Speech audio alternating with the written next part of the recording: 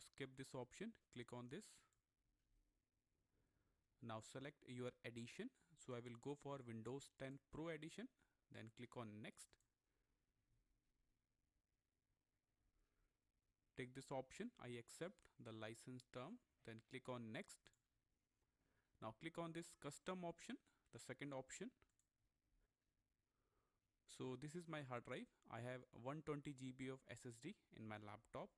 So first I will select this unallocated space, then click on new to create a partition. Now enter the amount of partition you want to create. So I will go for the single partition. Click on apply and click on OK. So the partition has been created. Click on next to install Windows 10.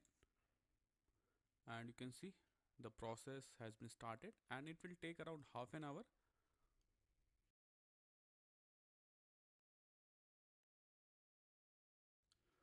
So the installation is almost complete. Now select your region, your country. Then click on yes. Now select your keyboard layout, then click on yes. You can skip this option. And now you have two setup options. I will go for the personal use. Click on next. Now you have two options to log in. You can use your Microsoft account to log in, or you can create a new Microsoft account, or you can create an offline account. So I will go for the offline account. Click on this option, offline account. Then click on this limited experience. Now enter a name to create a new login account. So I will use tech. Then click on next. Now set a password. Then click on next. Confirm the password again. Then click on next. Now enter the security question. So I will choose a random question. Then click on next. You can type the actual city.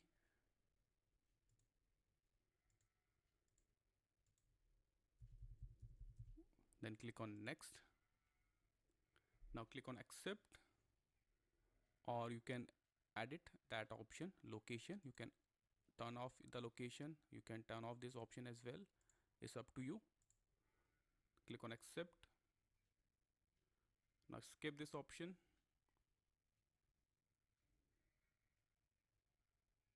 Now click on accept, or you can disable this option as well. So I will go for not right now.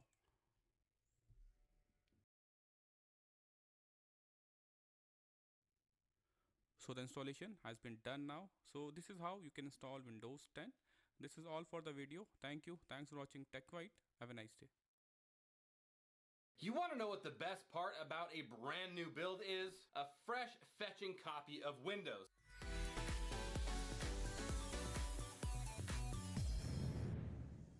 What is going on, everybody? Welcome to this week's tech tip. Today we're going to be showing you how to install Windows 10 via a USB drive. This video is perfect for those that need a step-by-step guide on how to install Windows either on a brand new build, or if you've already got a rig and you just want to do a clean slate and start from scratch, this video will be perfect for you as well. In any case, let's begin. Now, before we get started, there are a few things that you're going to need before proceeding. First and foremost is you're going to want to have a form to verify and activate your new Windows 10 installation. So for those that are just buying a brand new copy of Windows 10, or at least a digital key, there is a chance that they may have sent you an actual USB device that has the installation media already on it. If that is the case, feel free to skip the part where we create that installation media using our own USB device. Now, if you already have a digital license, or you already have an activated copy of Windows, you're either going to need to be A, have that digital license handy, or B, you're going to want to sign into that Microsoft account on the new rig after we do the installation, and it should move your license or your activation over to the new instance of Windows.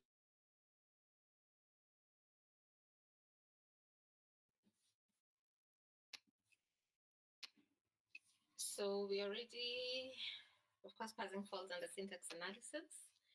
And we said there are two types of parsing. There is the top-down parsing, where we basically start with the start symbol of the grammar and then try to guess the productions that we're going to apply consecutively up until we end up with the token list that comes from the scanner. Then in contrast, bottom up, as the name suggests, we start with the token list that's coming from the scanner, and then you try to apply the productions in reverse so that you end up with the start symbol. Okay. So top down, you start with the start symbol of the grammar, work your way down until you get to the leaves of the tree, which will ideally should match the token list coming from the scanner. Bottom up, start with the token list, then try to figure out what productions were applied in reverse up until you get to the start symbol. So just to review what we did last time, we said the goal of syntax analysis is to recover the structure of the program as intended by the programmer. And of course, we know that because programming languages are not regular, we cannot use regular expressions or DFAs or NFAs. So here we have to use CFGs to describe the programming language. So given a sequence of tokens, we want to look for a parse tree that generates those tokens.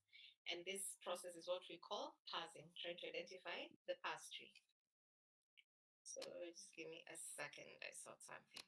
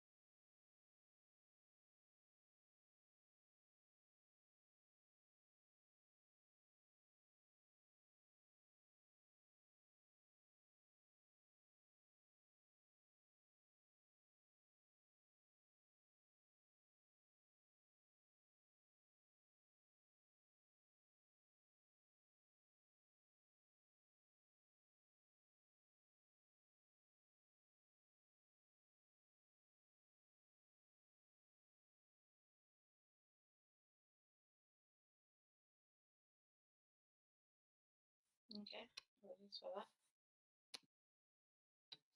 So we want to recover the structure of the user's program. So that's what we're referring to as parsing. So let's look at top-down parsing. We said we start with the start symbol of the grammar and try and work our way down to the token stream, figure out what productions we're applying until we come up with the user's program. So supposing this is the token list from the scanner, we have int plus bracket int plus int bracket, which by now is what your scanner should be producing. And this is our simple CFG. We have two non-terminals, E and T, with the productions as shown. So of course, the parse tree, in this case, we want to come up with something like this, that E is written as T plus E, and this T goes to int, and this is written again as bracket E bracket, until we end up finding a matching tree as shown. So we want to look at the algorithms that we use for top-down parsing to start from this point up until when we're able to say we have a match or we don't have a match and generate an error message. So of course, there are many challenges with top-down parsing, because the first thing is that we start with virtually no information. All we know is that we're starting at the start symbol. And of course, every grammar or every program written will always start at the start symbol. Yeah, so which matches every program. So already, if a program is erroneous, we'll start by starting with the start symbol. So it's a bit dumb in that sense. Then the next question becomes, how do we know which productions to apply now from the start symbol? So in general, it's a very difficult problem because you still haven't seen the user's program when you're doing top-down parsing. You haven't looked at the tokens, yeah? So we're just trying to guess, yeah? So the best we can do is to guess, and then so you guess a production, check if it's gonna end up with the token stream. If not, you keep backtracking as needed. Okay. And I'm sure you've come across backtracking algorithms in other programming units, so this shouldn't be new. So now if we want to guess, how do we do it at least intelligently? Because remember, at the end of the day, we want to ensure that the compiler code compiles pretty fast. So as much as we're doing a backtrack, we want to do it a bit more intelligently so that we don't slow down the compilation process. So top down, the one way is to think of parsing as a search, and that's what we're saying that we're doing a search where you attempt one path. If it doesn't work, you backtrack and you try the other one. So you can think of it as searching a graph search. So each node is a sentential form, which means it's made up of both terminals and non-terminals, which can be derived in a number of steps from the start symbol. Then we know that there is an edge from node alpha to node beta. If and only if we have a derivation where alpha is written as beta. So at least we're saying how we are forming our tree, that you can only have a rewrite from E to T if there's a production where E is written as TT. Basically, that's what this means. There's an edge from node alpha to node beta if and only if we have a corresponding rule like this production in the grammar. So let's see how we do parsing as a search. So supposing this is our grammar, we have the two non-terminals, each with two productions. So we said we always start, for top-down, we start with the start symbol of the grammar. So in this case, it's E. The one that we always list first, we assume that is the start symbol of the grammar, the start non-terminal. So we say E, we have two options. We could either write it as T, or you could rewrite E as the second production, T plus E. Then for T, if we take now this path, T, you can write it as either int or bracket E bracket. Bracket E bracket can go to bracket where E is written as T or the E is written as T plus E, and you keep expanding the search space as such. If you take the tree or this is the branch, you have E can be written as T plus E. Then this T can be written either as T plus E, sorry, this T, then this E, we write it as int or bracketed int. So you get the picture, so that we keep asking if at any point, if I was to write these, what options do I have? I either have to write it as T plus E, or I write it as T. Then you come again and ask for this T, what are my options? It could either be int, or it could be bracketed E, and so on and so forth. So we are creating actually a very huge search space. So now parsing in this case will mean that you're going to try and take a path, keep going. If you find it has not matched, you're not able to proceed, you backtrack to the last place that matched and take the next branch, okay? So I'm sure you're familiar with backtracking. Yeah, so in this case now we are searching for the path that starts from the start. We're searching our graph for a path that's starting with the start symbol E. We find a sequence of production rewrites that end up with the token string. Then we say, aha, we have found this is the parse tree. This is how we wrote E. We wrote E first as T plus E. Then we wrote this E as T, and then we wrote T as int, and then the other T as int, and we have now found we've matched the token string. So that's what we mean by parsing as a search. So we have two top-down algorithms that we're going to look at. The first one, of course, is breadth first, in contrast to depth first search. So let's go through the breadth first search. So here we introduce what is called a work list. And basically a work list is a list of working strings that we're here to expand. So these are work list of sentential forms. And at the beginning of the algorithm, basically the work list has just the start symbol, S. Then we go through this algorithm. While the work list isn't empty, do the following. Remove an element from the work list, of course, the one that's at the top of the stack. If it matches the target string, we have found a match and we return the parse tree as discovered. Otherwise, for each possible string that can be derived in one step from the element that we remove from the work list, add that string to the work list. And you keep doing that until the work list is either empty or we have found a match, or if it's not empty and we've not found a match, then we return an error message. Okay? So we're able to recover the parse tree by tracking the productions that we have applied at each step. So let's look at an example. Sorry.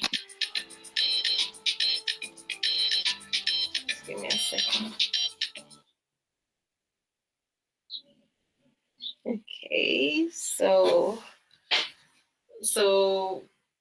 let me see this. Yeah, so I think I moved my slide in the wrong way. Yeah, so we're here. So we're looking at an example of the breadth as such and introducing the notion of a work list. So we have our work list. We're going to keep populating it as per our algorithm. We have our grammar symbols and we have the token string. This is what we're trying to derive a parse tree for. So we said at the beginning, the work list basically just has the start symbol of the grammar.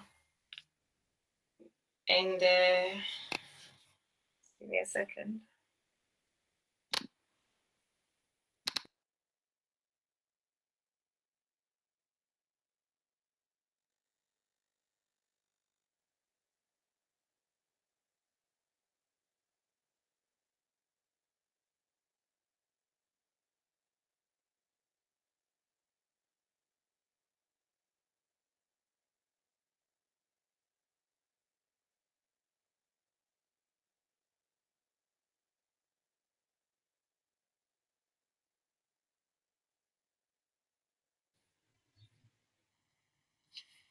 So we said the work list, we always start with a start symbol at the beginning.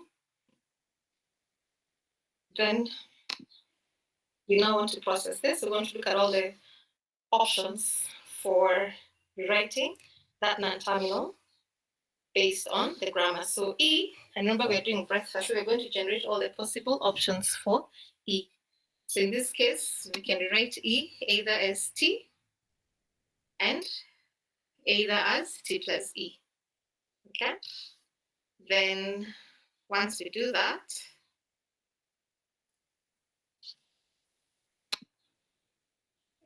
these don't match our token string. So we just add them to the work list. So we add T and T plus E to the work list. And the algorithm says we continue doing this up until when there's nothing else in the work list or we have found a match. So in this case, we then now continue. We then take the top of the stack, which will be T from the work list. And then the same thing, we generate the possible options from T. And T can be written either as int or as bracketed E. So in this case, int does not match what we have, so we just add it into the work list. And the same thing we add into brackets into the work list.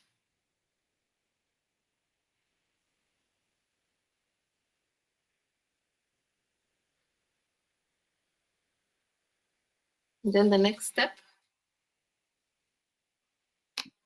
we get T plus E out. The same thing, we generate the possible options for T plus E. So this gives us T can be written as int. So here we have the int, and of course this plus E is still there. And then this T can also be written as bracketed E. So we end up with bracketed E plus E. We figure out how else, because remember we're doing a breadth as such. So this E, how would we write it? Either as T plus, we can write it as T, so we are left with T plus T. And again, we can write this E as T plus E. So we have T plus E. Okay. Then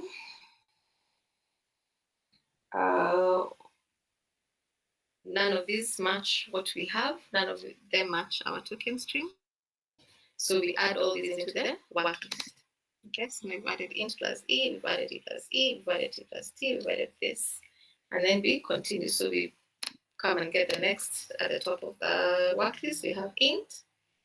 So in this case, int doesn't match. So we get the next from the work list is bracketed E. There is no match because we don't have a bracket, but of course we're going to rewrite the E. So in this case, we'll write the E with the two options, either T or T plus E. Then we add them to the work list. Hope you're getting the gist now. Then we get the next thing out, which is int plus e. So here we have one non-terminal, which is e. So we have the two options. We can write it as either t or t plus e. So we generate those two options. They still don't match our token stream. Here we have int plus a non-terminal. So we add them to the work list. Then we pop the next thing, which would be the bracketed e plus e. And we keep doing that. We generate all the possible options because this is a breakfast. And then add all those into the work list. Then we get t plus t, which is at the top of the stack. We write t as,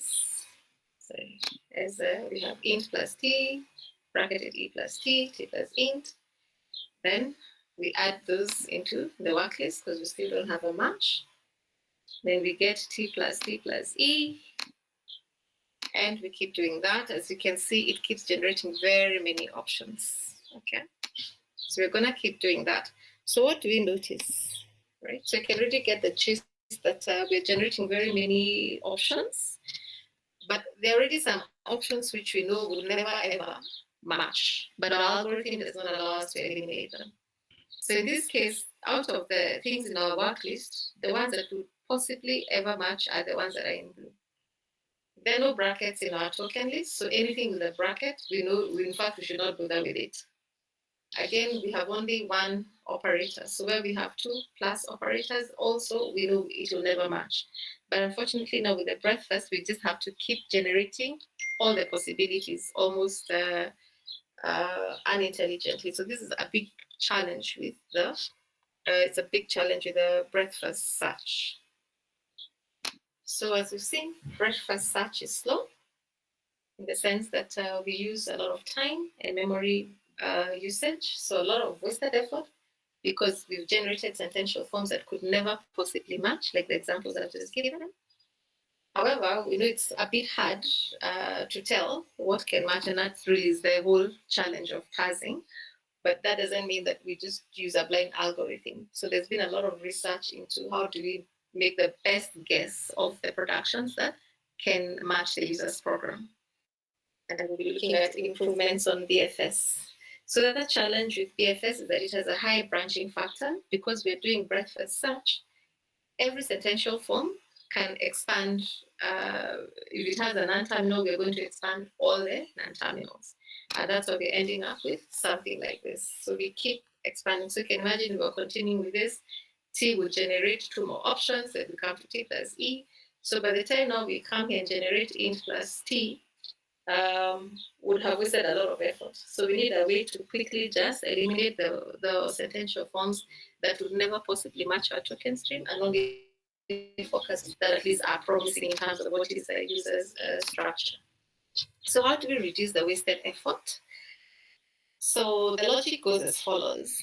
Supposing we're trying to match some string coming from the scanner, we call it gamma. And suppose we have a sentential form we call tau, which is written as alpha, omega, where alpha is a string of terminals. So we're saying we start with a string of terminals, and omega is in sentential form, so it could be a mixture of both terminals and non-terminal symbols. So what we want to do is check if alpha is not a prefix of the string we're trying to match, meaning that the front part of alpha does not match the front part of the string we're trying to match, then we know that no string derived from tau could ever match gamma, and we should not waste our time with that. Yeah.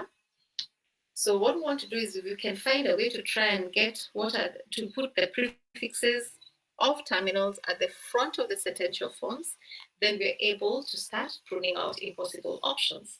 So in other words, what we are saying is that if we are looking at this, let me give an example like this. If this is something like this, and we're saying we want to get prefixes that are terminal symbols at the front, so that we're able now to just check. If I say this is int and int, I'm okay. If I say it's a bracket and this is an int, I know that particular production will never give me int because it's starting with a bracket. So we want to find a way where we always have terminal symbols over here so that we can quickly match them to the token stream which is coming from the scan. So let's look at how to do that. Yeah. So that's one idea. So we want to find a way to try to get a prefix of terminals at the front of our form, sentential forms, so that we can eliminate the impossible options. The other thing we want to do is to reduce the branching factor, because when we do breadth first, we are branching for every non-terminal that is in the sentential form. So if a string has so many non-terminals in it, the branching factor, of course, is going to be pretty high, and actually it will be the sum of the number of productions that are involved for each non-terminal that we have. So we want to find a way also to restrict which productions we apply so that we do not have such a high branching factor. Okay. So we introduce now the notion of leftmost derivations. So we did a recap of a reminder of what leftmost derivations are, and we said a leftmost derivation is a derivation where we only rewrite the leftmost and terminal. Okay, so we expand only the leftmost symbol first. So we're going to use this to improve the PFS that we've seen, so that we reduce the branching factor and also take advantage of ensuring that we have a prefix of terminals in our sentential forms. Okay. So by considering only the leftmost derivations in our updated algorithm, first we're going to dramatically reduce the branching factor, and then secondly, we're going to increase the likelihood that we get a prefix of terminal symbols. And once we do that, it then becomes easy to prune out sentential forms that can't possibly match, therefore avoiding the wasted effort that we have come across. So let's see an example of the updated leftmost BFS. So we're calling it updated because we're now putting a restriction that we don't just rewrite all the non-terminals for a given derivation, but we write only the leftmost non-terminal. So for the same example, we have int. So in our worklist, of course, we start with the start symbol of the grammar, which will be E. So in this case, we rewrite E as our two options would be either T or T plus E. And we put that into the, we don't have any prefixes here, so we can't compare. So we put that in the worklist. And note now what we're doing, because we've rewritten E, we now remove E from the worklist. We replace E with the two productions that have been derived from E. I forgot to mention that. Then now we take T. Our options are T goes to int or bracketed E. So E into brackets.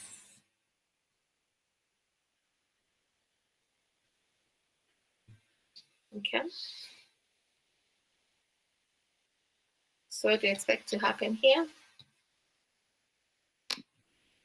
So we look at this, because now here we have our prefixes.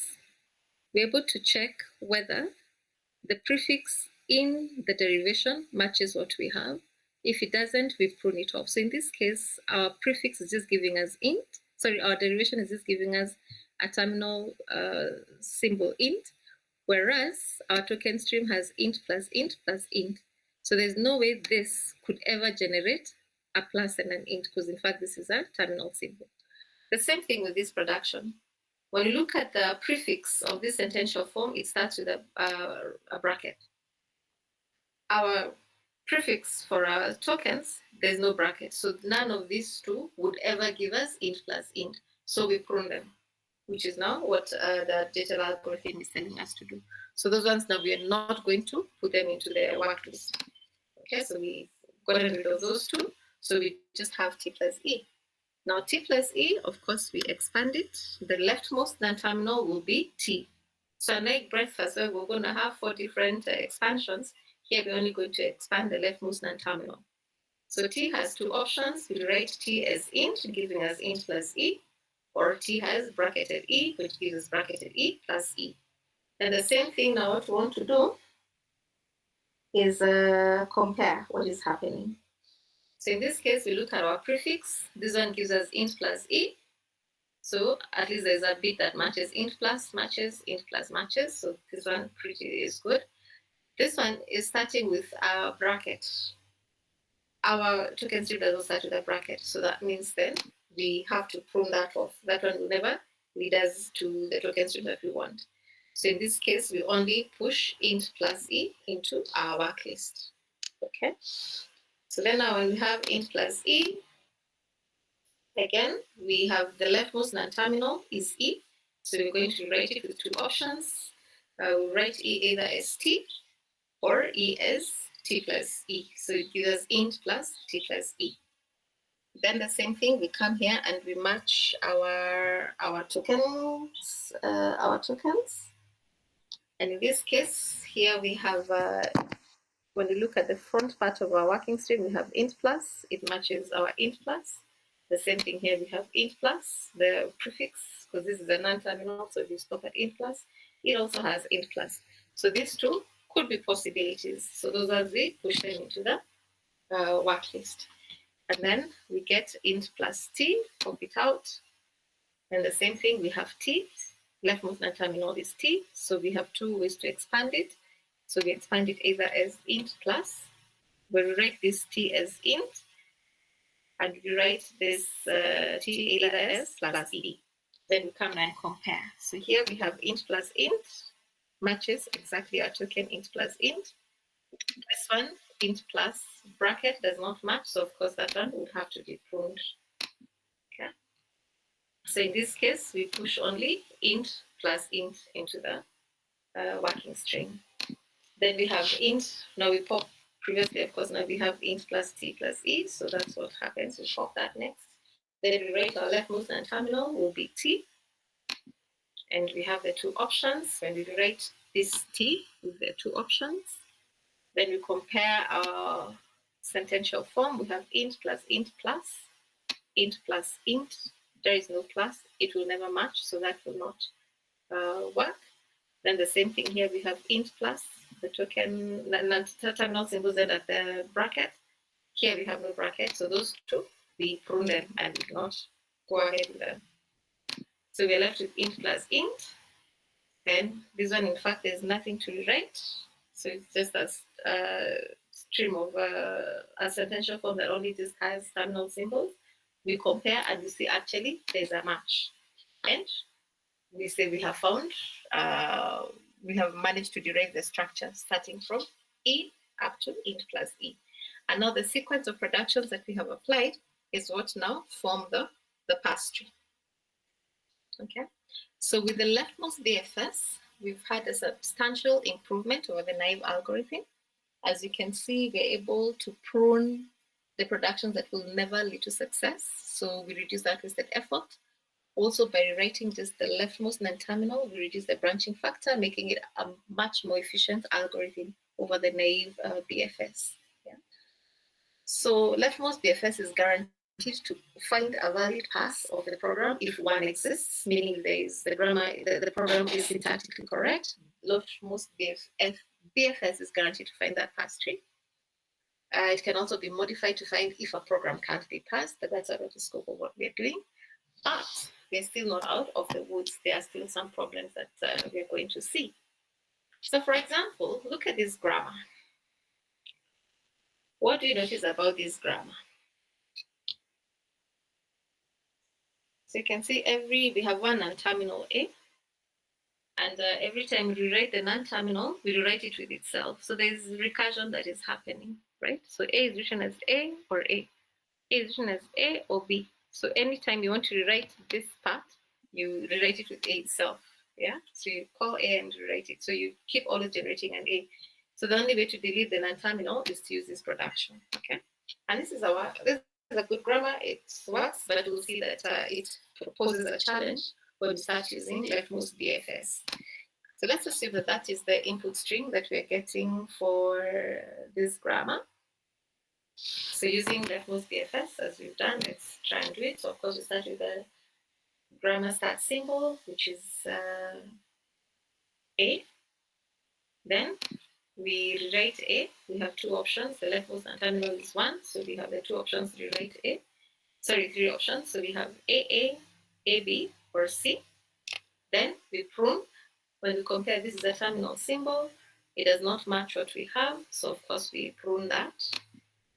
So we are left with AA and AB. So we push those into the working string. Okay. Then we come and then get the top. The first one of the work list will be AA. So now what do you notice here? These two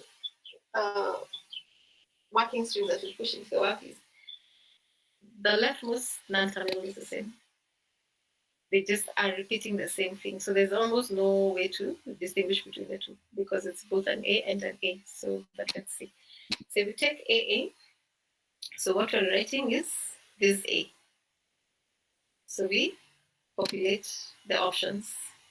So in this case now we have AA, or we write A using AB, we get ABA. We write this A with C, we get CA. Again, we do the match. We prune that because it doesn't match. Our terminal symbols. So we are left with these two guys. So we push them into the working string. Again, you notice the leftmost non-terminal is still the same for all options that we have. So I hope you will be beginning to see the challenge that we are facing.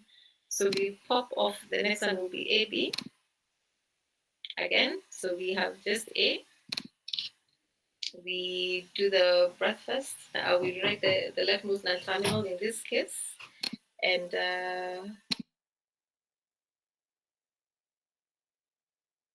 so we write the leftmost non-terminal. What is what to join? Okay. Again, we do the pruning. We're left with AAB, ABB, right? So we add them. So you begin to see that we might never terminate, or rather, by the time we generate a string that has all this, we'll have wasted a lot of time. Okay? And nothing is changing. Our leftmost non-terminal remains the same. Yeah, so each rewrite will just add another of the same that has exactly the same non-terminal. Okay, so we're saying grammars such as this one that we have, where we have what is called left recursion, where the non-terminal that is being rewritten is being written with itself at the leftmost position of the production. So the repeating non-terminal is at the leftmost position in the production. So the meaning that for leftmost BFS, it will always be the same A that we're rewriting. So that becomes a challenge. So grammars like this can make parsing take exponential time. And it also uses exponential memory because we're going to keep expanding, and we're not even guaranteed that it may ever complete.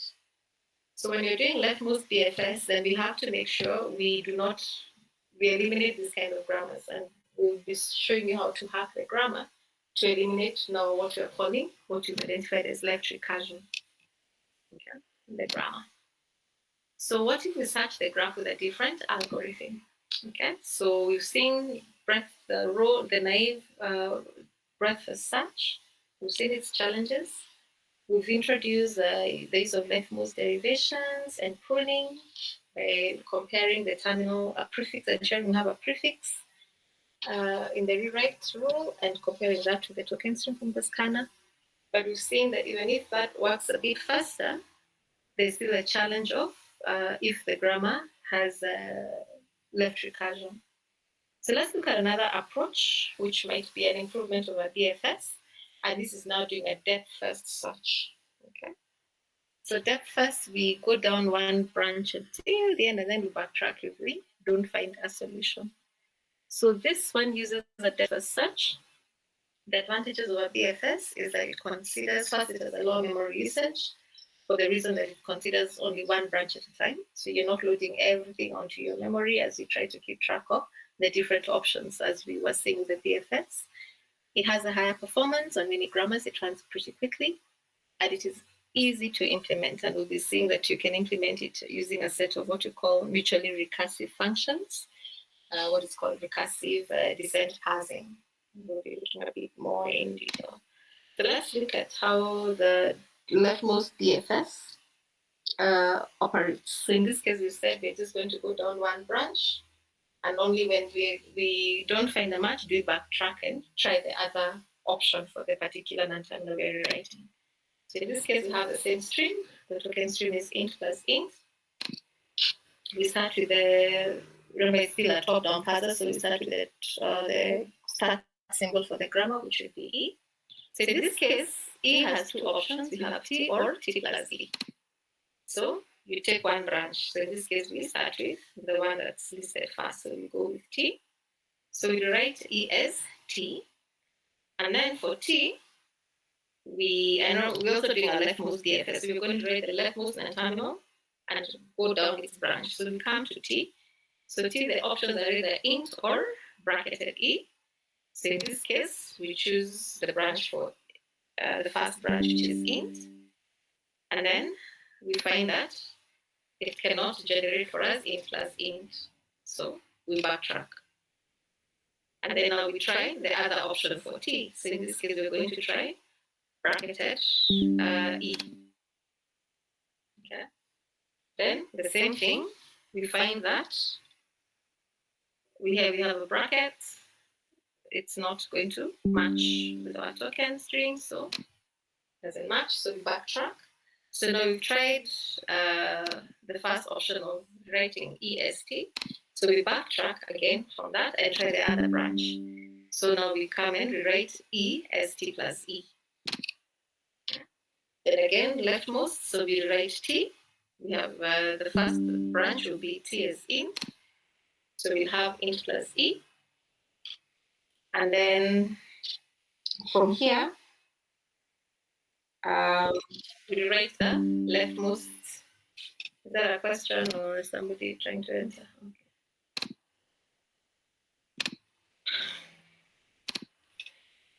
So in this case again, we rewrite the leftmost non-terminal. So here we have a match int plus, so we come and rewrite E. And we chosen to write E as the first branch, which would be T. Then we write T as int. And we have a match, because now when we look at, we just have terminal symbols. We have int plus int, which matches int plus int, and we have a match. So you see that leftmost DFS in this case works much faster as opposed to generating a high branching factor. It's even much more condensed than leftmost DFS, but it also has challenges.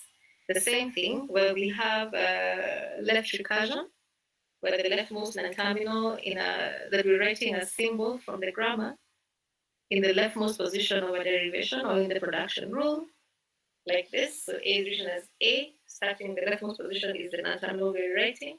So this is also problematic. As you can see in this case, we will write A, we're going to write it as AA. Then the leftmost non-terminal will be A. We take the depth first, meaning we take the first production, we write it as AA, and you get the drift.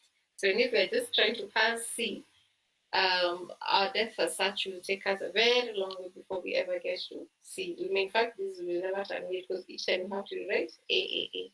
So clearly, leftmost DFS also has challenges with left recursion.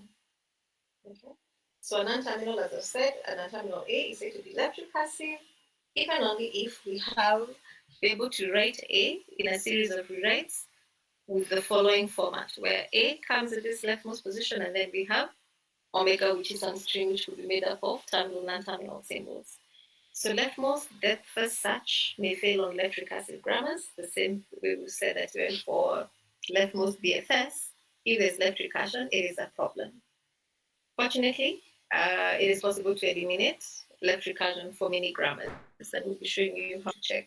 If you have a left recursive grammar and you want to use these algorithms that rely on leftmost derivations, like left DFS or left BFS, then you have to eliminate the left recursion, otherwise your grammar, the parsing may never terminate. So in summary, we're saying that leftmost breadth as such works on all grammars. Worst case runtime is exponential. We say it can take a very long time. The same thing with memory usage is not good. it is rarely used in practice. You will not find a self-respecting compiler that is based on leftmost BFS. For very simple programs, maybe like the ones you're implementing for your mini grammar, probably it could work if you eliminate the recursion if it's there, but it's rarely used in practice. Leftmost DFS has a restriction that it can only work on grammars that do not have that recursion. The runtime can also be exponential, especially if you don't fix your grammar, track it to optimize it for leftmost BFS. Memory usage is not as bad as leftmost BFS and can be used in a limited form as what is called recursive descent parsing. Yeah, well, you just define mutually recursive procedures for each non-terminal. So we'll be looking at that in detail. So now the other option, so we are still looking at top-down parsing. So you've seen the challenges of taking parsing as a search. You said you could either do a depth-first search, or we can do a breadth-first search. And you see what the challenges are in terms of time taken, memory usage, challenges with types of grammars that can be parsed, etc. So the other approach to top-down parsing is what we call predictive parsing. Okay, so let's look at predictive parsing. So you see that the product, oops, I think I have everything.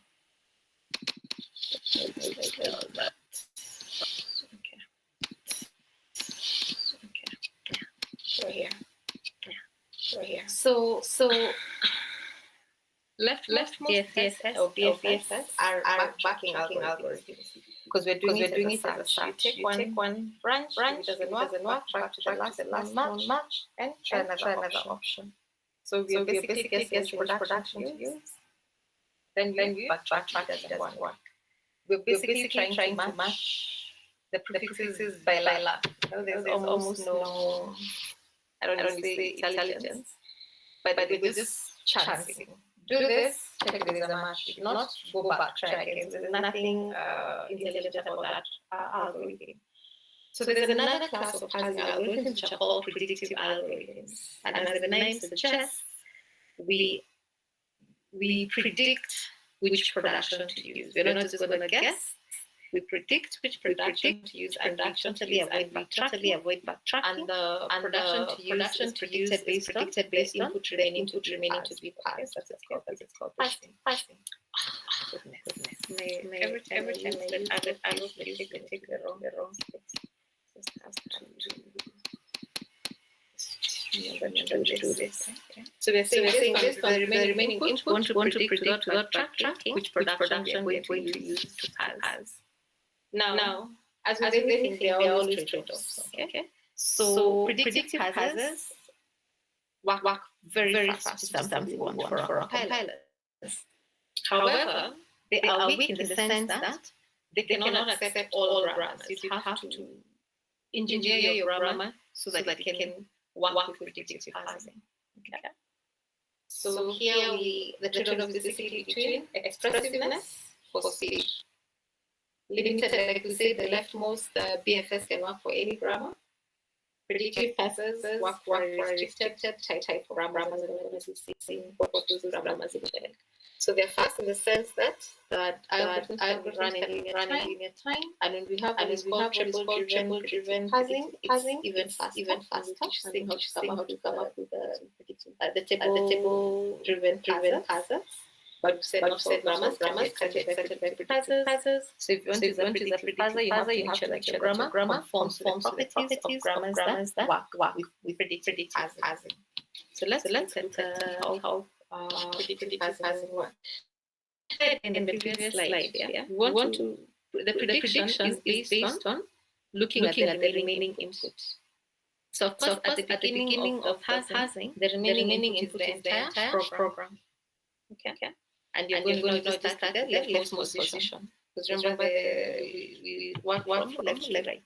So you're going to look at what's coming next, and then you predict predict which production can be used to generate what is coming. So we want to completely avoid backtracking.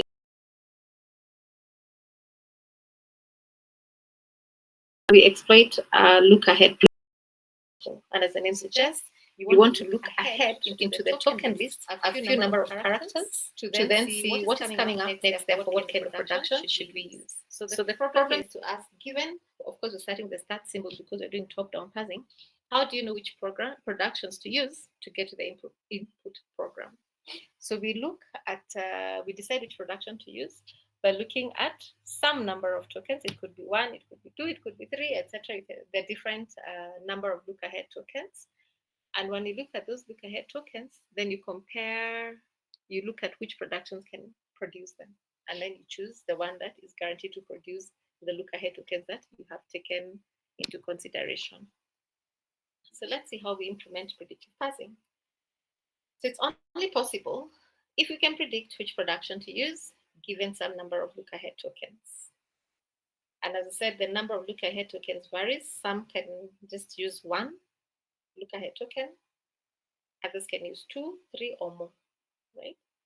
Now, if you increase the number of look-ahead tokens, it increases the type of grammars we can parse. Remember, we said already predictive parsing is restrictive in terms of the types of grammars.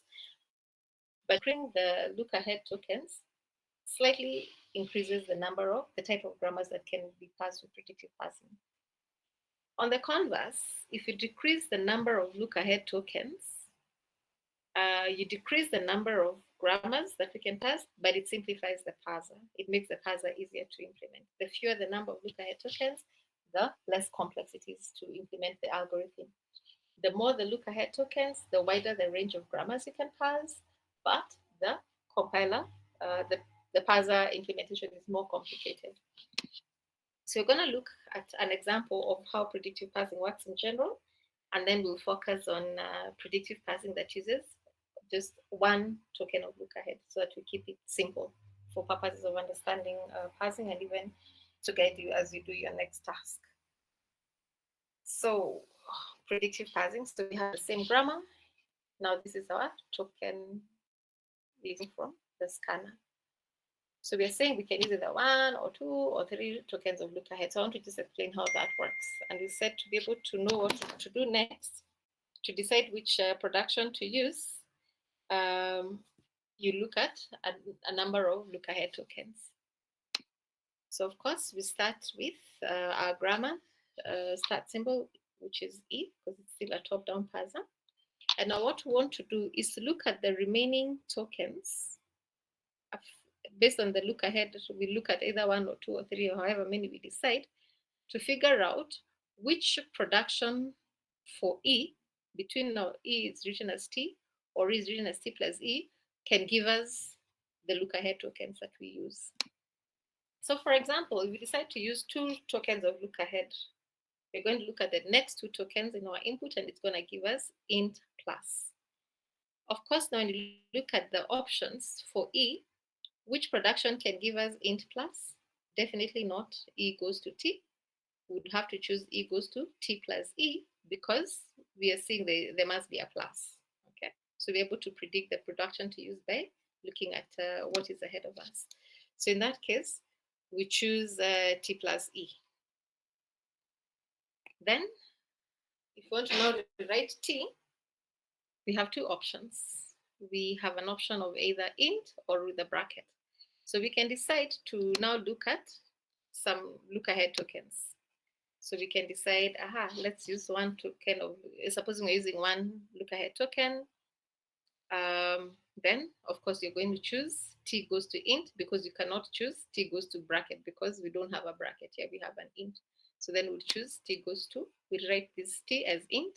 Then now we have the working list now has E. So in this case, we have a match, okay? So we've matched int plus with int plus. So now we're going to, the remaining part of the token list that hasn't been matched now is from the bracket, okay? So we're now going to look at look ahead tokens from this bracket to help us determine which production to rewrite for E. So supposing we use one token of look ahead to help us determine between the two productions for E. So here, of course, you have to sort of figure out that E, we need a way that we get a bracket. So we decide to rewrite it as T, because T can give us a bracket. And then T, of course, we're going to choose T goes to bracket E. Okay, so it gives us it goes to bracket E. And you get the gist now. So right here, we now find that we have matched. We now have int plus open bracket, int plus open bracket. Then we now need to figure out how to rewrite E. So we now, our remaining input is what is in light gray. So we decide now the look ahead tokens. So in this case, supposing we use two look ahead tokens, then of course it's going to help us to predict that we should use this production as opposed to E goes to T. So we rewrite this E as E goes to T plus E, because we've seen there is a plus. Okay. Then we now want to rewrite T. The remaining input is still int plus E because we've not yet done a match. We use the one look ahead token. We have the int. So we choose the production that goes to, gives us an int. We can't choose the one that gives us a bracket. So we write it with T goes to int. And then we have plus and E.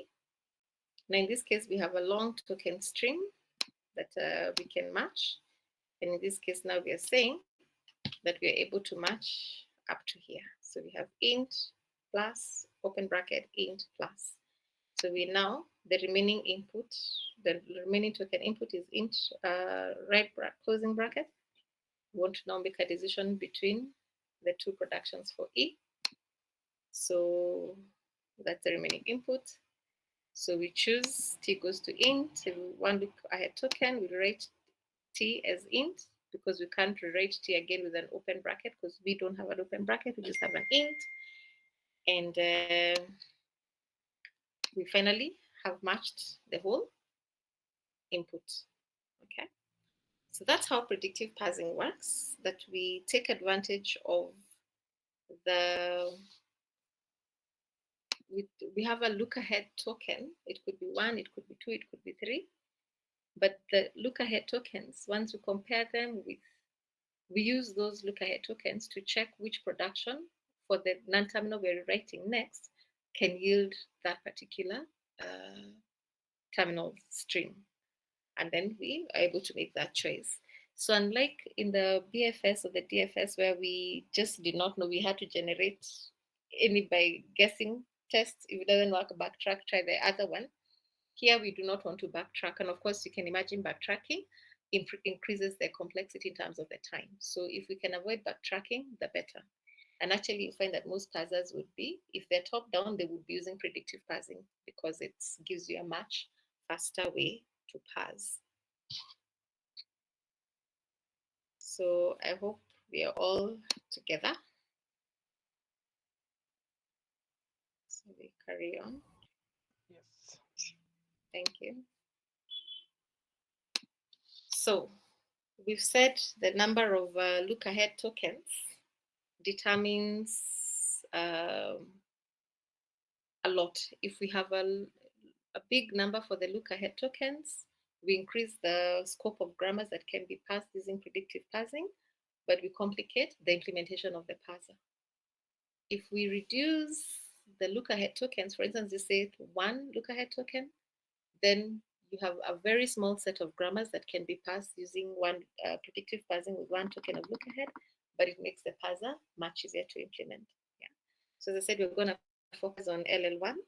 I'll be explaining what this means. So we're looking at one token of look ahead.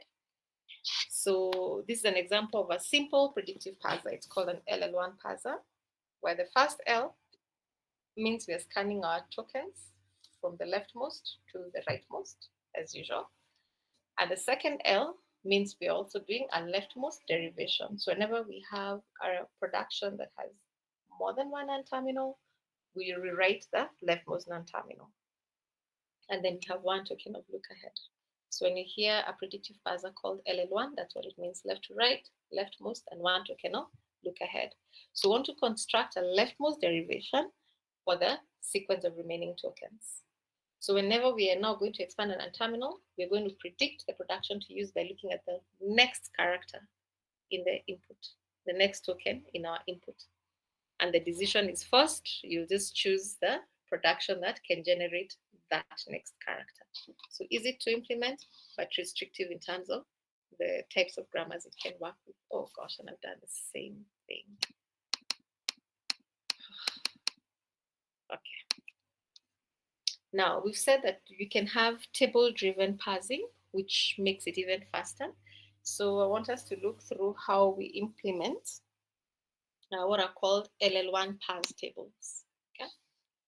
So we start with a grammar.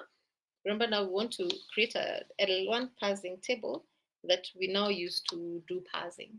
And we say that table-driven parsers are much faster to execute and easy to implement even as code.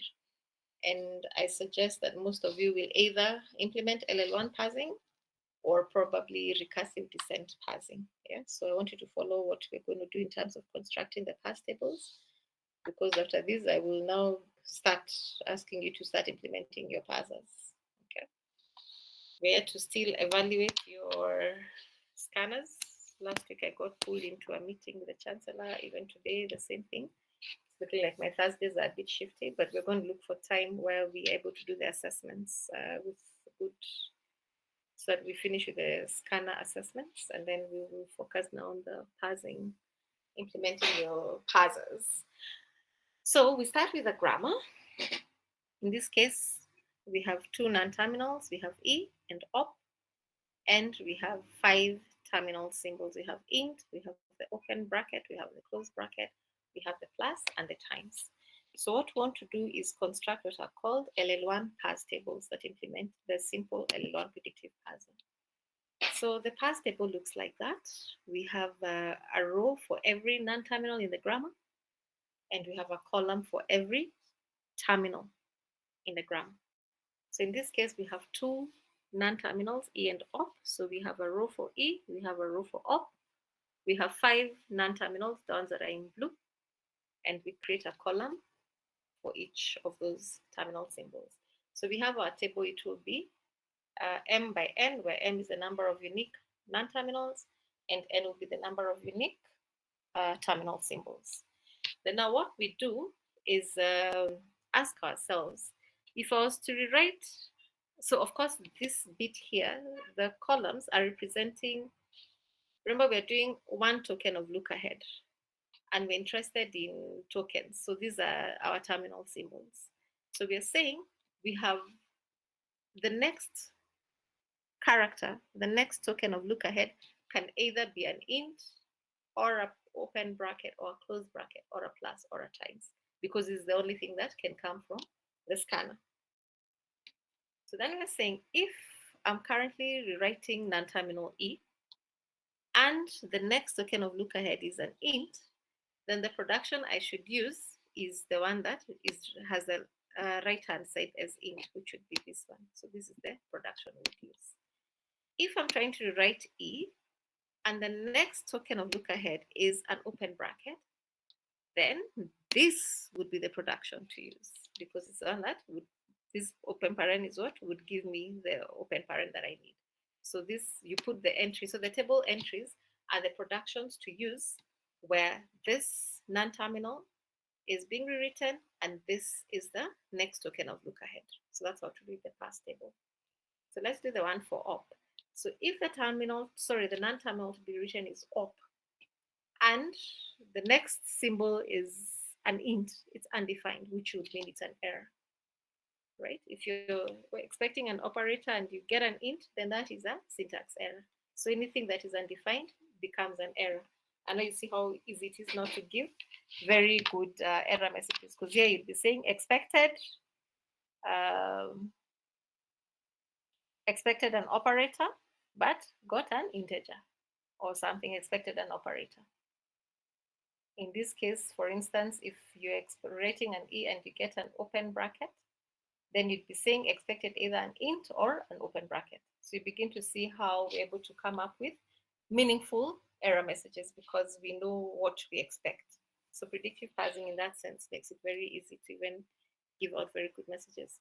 So for the non-terminal op, the only place which should be defined is because the only productions we have is either op is written as a plus or operator is written as a times.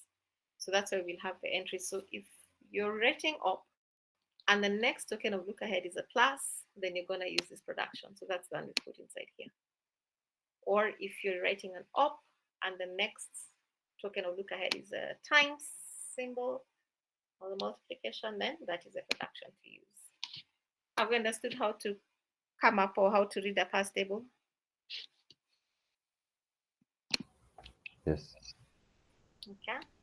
Thank you, Craig and Hansel and everybody else.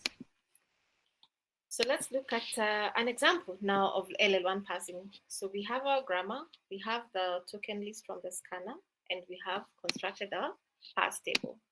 So how does LL1 parsing now work? How do we use the parse table to determine whether the token stream from the scanner is syntactically correct? So we're going to have two stacks.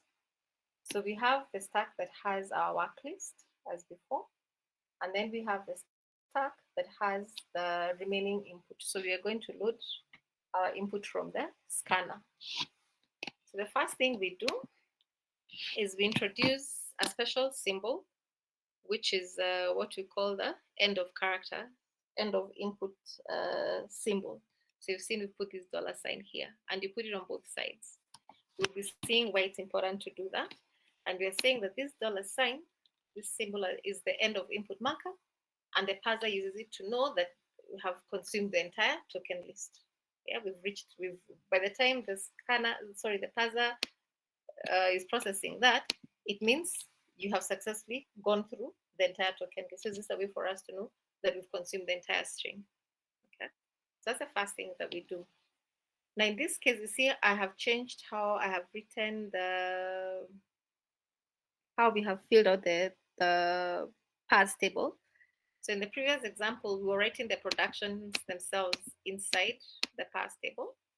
Like you write int, you write op. But what makes life easier is we number our productions. So we have a numbering sequence, 1, 2, 3, 4 for our 4 productions. And so what now we are doing with the parse table, we are writing the production number inside the parse table. So this means that if you're writing non-terminal E and the next token of look ahead is int, then you're going to use production 1. If you're writing non-terminal E, the next look ahead token is an opening bracket, you're going to rewrite it with production 2. You're going to expand it with production 2. So you just write the production numbers as opposed to the actual production. So as you can imagine, for some grammars, the production will be very long. So you don't want to have to squeeze a lot of stuff inside your table. So just create numbers for each of the productions. Each production should have a unique number. Then we fill in the numbers instead in our table. So we put in our end of input symbol, then now we start parsing. Okay. So how does predictive parsing work? So, sorry, also forgot to mention here, of course, we always start with the start symbol of the grammar. Before we start anything, we load the start symbol in the working list on this side, and we've loaded the entire token stream on the other stack. Now, predictive parsing has 2 steps. There's what is called the predict step and the match step. So I'll start with the predict step. So whenever the first symbol in our work list is, and remember we're doing leftmost. So if the leftmost non-terminal to be written is, sorry, if the leftmost symbol to be written is a non-terminal, then we are basically going to look at the parse table to check which production to use for this non-terminal, where the next token of look ahead is the leftmost, is the leftmost symbol on the token input. So in this case, we're going to be asking if I want to write E and the next look ahead token is an opening bracket, which production should I use? Then you just come and read from here and you say, aha, I'll use production 2. Okay, so that is the predict step. So we're going to use production 2, and then we rewrite now our E with production 2. So in this case, now we write E as bracket, E of E, close bracket. Of course, the end of input symbol remains there. Then now we do the match step, the next step. So the next leftmost, the first symbol now in our work list, what we are guessing is a terminal symbol because it's an open bracket. So whenever we have now the open bracket, we do a match step. So we're going to ask, does this match what is on the top of the token stack? Yeah, so we match it against the first symbol of the string that is being passed. If they match, we just consume them. So basically you get rid of them, you pop them from your stack. So that bracket has matched, this bracket has matched this bracket. So now we come to the next stage. Leftmost non-terminal is an leftmost symbol in the work list is a non-terminal. So we do a predict step. So you're going to check E when the look ahead is an int, and it's going to tell us it's production 1. So we write E with production 1. So int just becomes int of E. Then the next step, we have a terminal symbol. We do the match step. So int and int match. So we get rid of them, we pop them.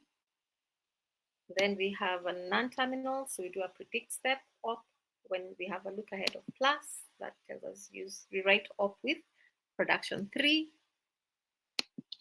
Then we have that.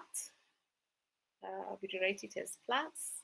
Then now we have a match step because we have 2 terminal symbols. We compare them, they match, we pop. Leftmost non-terminal, we do a predict step. E, when we have an open bracket, use the second production. When we have the second production,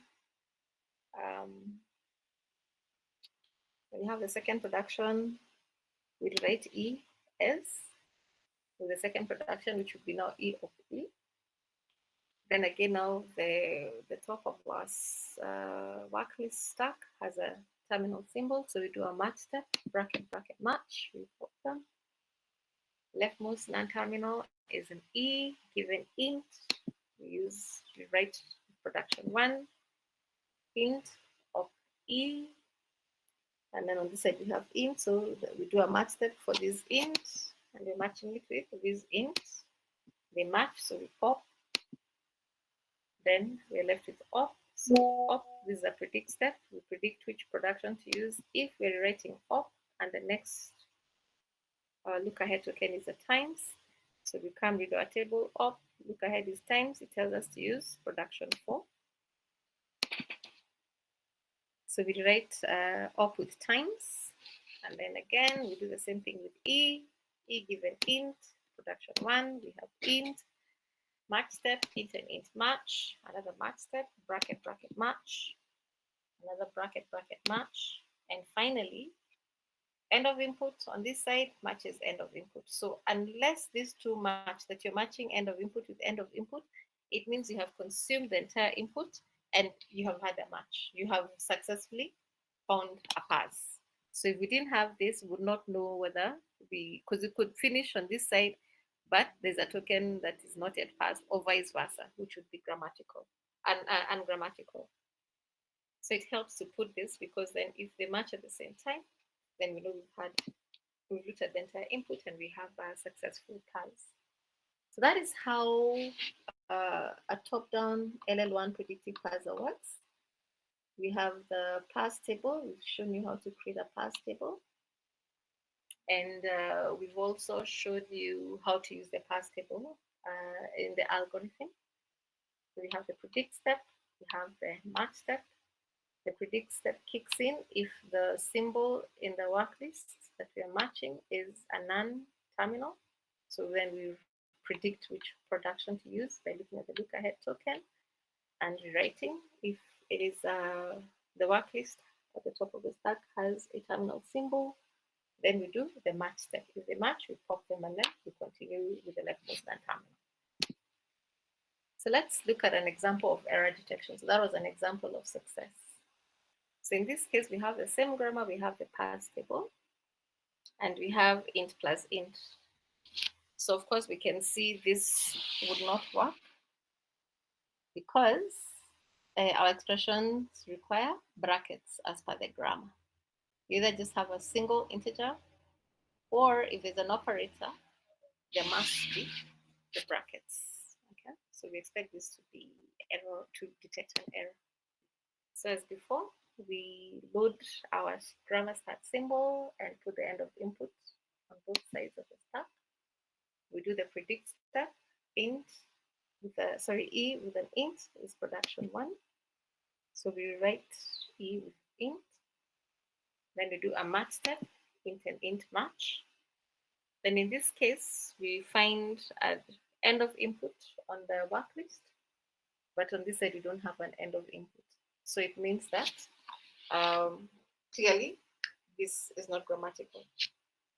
There's something that is wrong with the way the grammar has been written. And so that one, we just flag an error. Yeah, so that one we report an error. Another case for an error report would be as shown. So here we can see what is missing. As long as we have brackets, as per our grammar, we require an operator, but our token stream from the scanner does not have an operator. So again, we load onto the worklist stack, the grammar start symbol, and the end of input on both sides. We do the predict step, E open bracket, write with production 2. Then we do a match step because both of them have a terminal symbol, bracket, bracket, they match. So we pop E to the predict step, E with an int, use production 1. We write it as int. Again, 2 terminal symbols, we do the match step, they match. Non-terminal op with open bracket. So here you notice, so here the operator with open bracket is undefined, meaning that we do not expect to see, whenever we see an operator, whenever we are writing an operator, we should not get an opening bracket. Yeah, so this now just gives a syntax error. Expected operator found opening bracket instead, or something like that. Yeah, and so we flag that as an error message. Okay. So in summary, we've looked at the LL1 algorithm using an example, but this is the formal definition of that LL1 algorithm. And now this is what you need to focus on because you will soon be using it to implement your parsers. Okay. So supposing a grammar has a start symbol S and we have an LL1 parsing table T. We want to parse the string omega. So we have the start symbol is known and we have populated our parse table. And we're calling our parse table T. So the first thing we're going to do is initialize a stack containing the start symbol and the end of input file. These will be the 2 things in the stack. Then we enter a repeat loop. So while the stack is not empty, or repeat until the stack is empty, you read the next character from omega and we let that character be T. So T is our token, 1 look ahead token. If the top of the stack is a terminal, what are we doing? We're doing the match step. Okay, so we match. If the top of the stack R and the next look ahead token T do not match, we report an error. Else, if they match, you consume the character T from the input and you pop the terminal symbol R from the stack. If the top of the stack is a non-terminal, now here I want to do the predict step. So we check if in the parsing table, the entry A, T, meaning the row with non-terminal A and the column with terminal T is undefined, report an error, like the example we've just seen before this slide.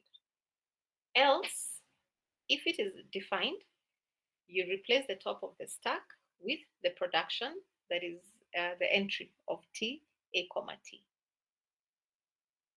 Okay. And really that is how to implement the LL1 predictive parser. Fairly straightforward. If you have the parsing table, then it becomes easy to parse using this. So let's look at a simple LL1 grammar. And this could now be the kind of mini grammars that you have for your languages. So we'll be seeing actually what is meant by an LL1 grammar is that with one token of look ahead, you should be able to uniquely or confidently select a production. Yeah. So like in this case, if you see an if or a while or zero question mark not plus plus minus id constant, it is clear which production to use. So there's no ambiguity. Okay, and that's why we're saying that the grammars are restricted, because it might not be the case that you can have a grammar that's just one token of look ahead is able to distinguish between all the productions in the grammar. Okay, and that's why we said if we have more look ahead tokens, then it means we have more variety in terms of the grammars. They can be more complex, but then the parser becomes more complicated. So let's look at this as an example of an LL1 grammar. So what do you notice about this? How many non-terminals do we have?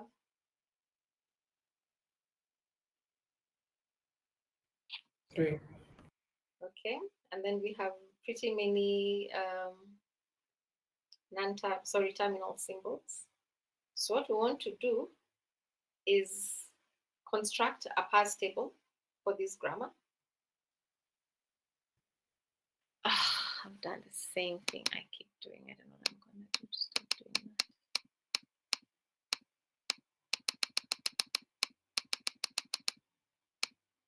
Yeah, we were here.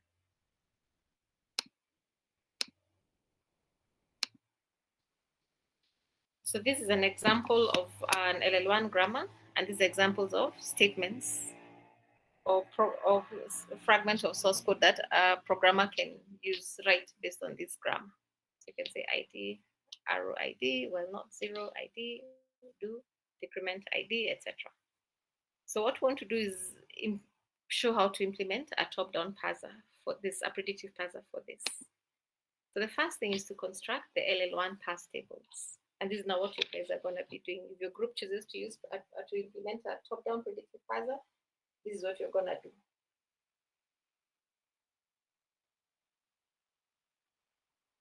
Okay. So the first thing, we have our grammar. We label all our productions with a unique number.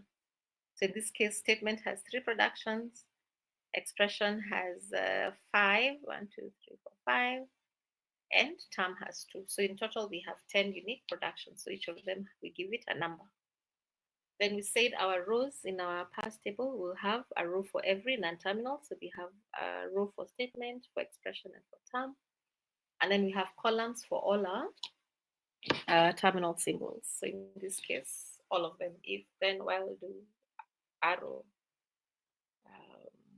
ID, zero, question mark, not, plus, plus, minus, minus, again, constant. So now what we want to do is construct the LL1 parse tables. So of course, we're going to start with the simplest productions. And what do I mean by simple?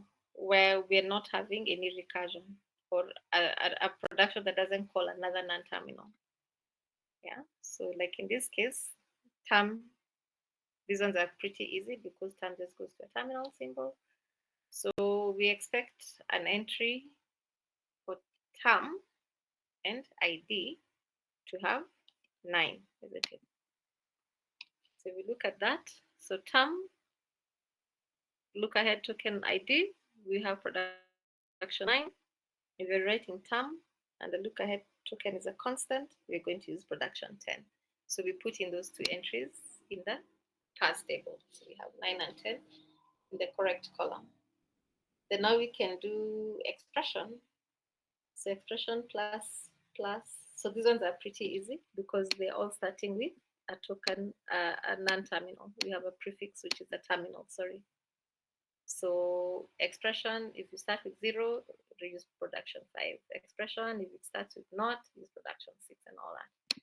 So for those, we put in those productions. So 5, 6, 7, 8 are fairly straightforward because the productions start with terminal symbols. So now let's see what happens when the production starts with a non-terminal symbol in this case. So for instance, expression is written as term arrow ID. And remember, we're going to be writing the leftmost non-terminal. So now it has to kind of look ahead into this non-terminal and find out how would this non-terminal be rewritten. And of course, it would be written as either ID or constant if you're writing it as a terminal prefix. So then that means that if you know you're kind of looking through this term to see what it can become. So if you find expression and the next look ahead token is an ID, then it means you must use production for, because you can write now term to give you an ID. The same thing, if you're currently looking at, you want to write expression, and the next thing you're seeing is a constant, then you'd have production for. I hope you've gotten that. So that now the entries we have is that for non-terminal expression, if the next look ahead token is an ID, then you use production for, because we know that now production for, you will write it using this and it will give you the ID, the constant. So we're done. Then now we go to statement. So 1 and 2 are straightforward because they all start with a terminal prefix if and terminal prefix while. So we easily do that. So if you're writing statement and the next look ahead token is an if, use production 1. If you're writing statement and the next look ahead token is while, use production 2. So we've put in those 2 entries for the statement row. Now we need to deal with this one. So I want somebody to tell us what entries do we put in. If you've understood what you've done for expression, what are the entries we put in for statement and expression?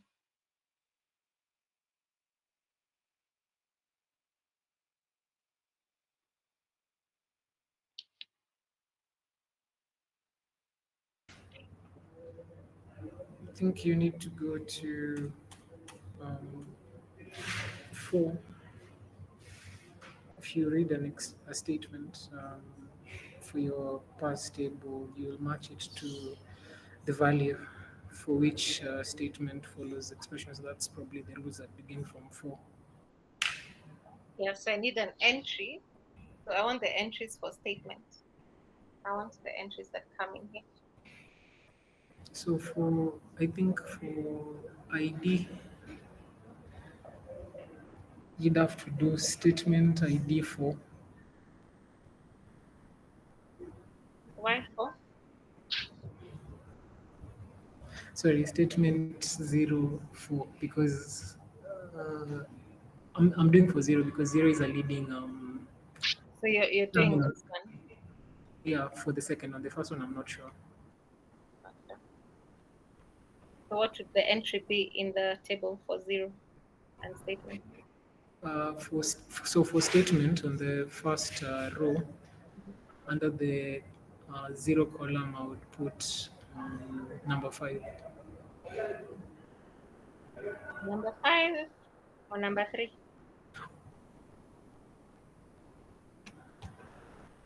Because remember, the only way you can rewrite statement is either this production or production 2 or production 3.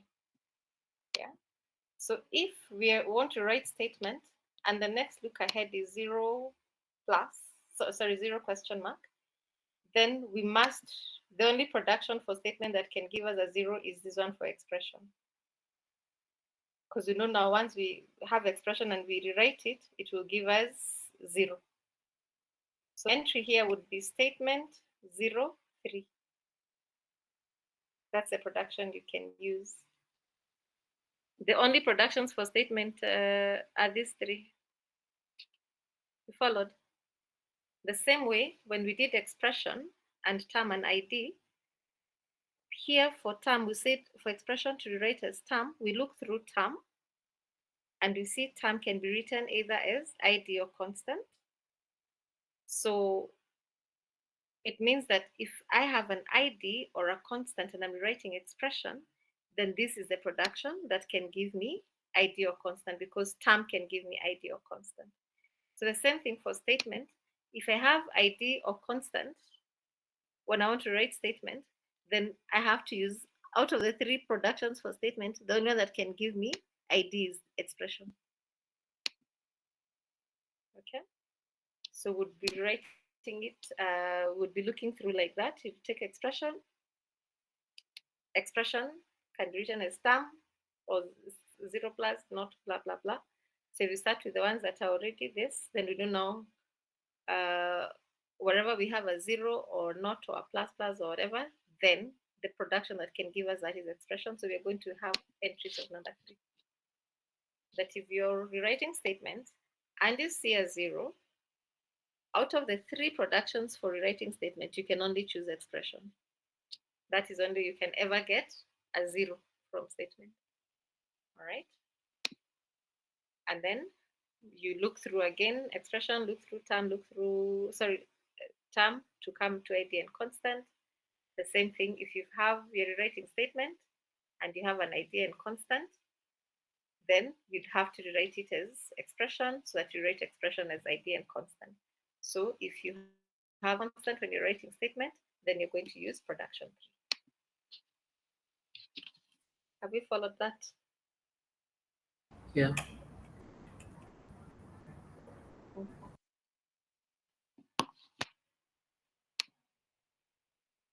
And that now becomes our parse table.